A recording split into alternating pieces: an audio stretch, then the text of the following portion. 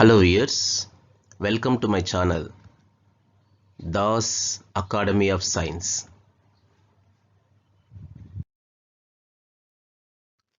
In this video, you learn about structure and parts of the human eye, function of various parts in human eye. Human eye. The human eye is one of the most important sense organs. It enables us to see the objects and colors around us. Let us discuss about structure and parts of human eye. The eyeball is nearly spherical in shape. The front portion is more sharply curved and is covered by a transparent protective membrane called the cornea. It is the portion which is visible from outside. Behind the cornea, there is a place filled with a liquid called aqueous humor. And behind this, there is a crystalline lens which is responsible for the image formation. Between the aqueous humor and lens, there is a muscular diaphragm called iris, which has a small hole in it is called pupil.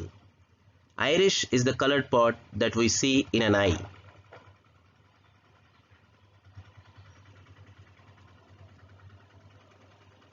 The light that enters through the pupil into the eye lens and forms an image on the retina. Retina covers the rear part of the eyeball.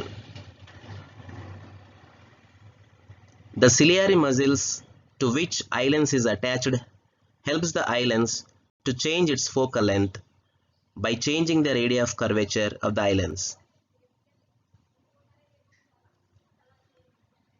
When image is formed on retina, the receptors called rods and cones receive the light signals and transmits to the brain through optic nerve fibers.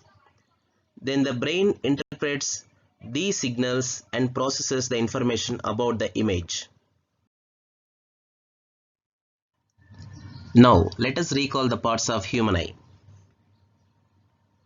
Cornea, aqueous humor, lens, iris, pupil, retina, ciliary muscles, and optic nerve.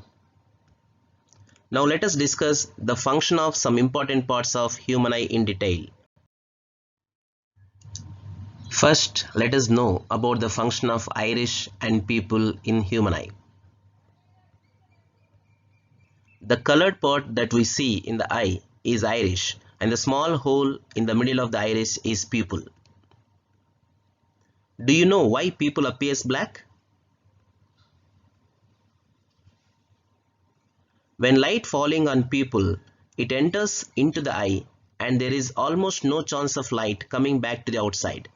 Hence, pupil appears black in color. Iris helps in controlling the amount of light entering the eye through pupil. When normal condition of light, pupil is in normal size as shown in the figure. In bright or excess light condition, iris makes the pupil contract and thereby prevent the excess light not to enter into the eye. In the case of low light condition, the iris makes the pupil to expand so that more light is allowed to go. Thus, iris enables pupil to act as a variable aperture for entry of the light into the eye. Now, let us discuss about lens and retina. This is lens and this is retina. Eye lens is hard in the middle and gradually becomes soft towards the outer edge. The light that enters the eye lens forms an image on the retina. Since the eye lens is convex, it forms real and inverted image on retina. The retina is a delicate membrane which contains about 125 million receptors called rods and cones. Rods identify the intensity of light, cones identify the color of light. These rods and cones receive the light signals, and these signals are transmitted to the brain through about 1 million of optic nerve fibers. The brain interprets these signals and finally processes the information so that we perceive the object in terms of its shape, size, and color. The interesting thing is that in a normal healthy person, the distance between eye lens and retina is about 2.5 centimeters. That is, the image distance is about 2.5 centimeters only. That is, for any position of the object in front of the eye, whether it is at infinite distance or at least distance of distinct vision,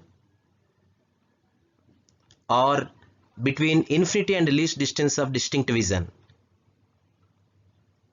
the image distance is fixed and it is about 2.5 centimeters. How can we get this same image distance for various positions of objects? This is possible only when eye lens can change its focal length. How does eye lens change its focal length?